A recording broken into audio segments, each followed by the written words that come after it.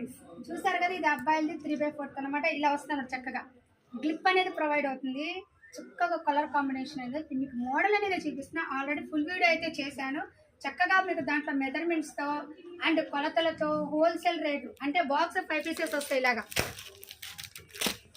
ఇలా 5 పీసెస్ వస్తాయి అనమాట. బండిల్ వైజ్గా బాక్స్గా తీసుకుంటే మీకు ఏ రేట్ వస్తుంది, సింగిల్గా అయితే ఏ రేట్ అనేది ప్రొవైడ్ అవుతుందో నేను పర్టికులర్గా ఫుల్ వీడియోలో లింక్ ప్రొవైడ్ చేశాను. అయితే దీంట్లో స్పెషల్గా అంటే మెజర్మెంట్స్తో ప్రొవైడ్ చేశాను.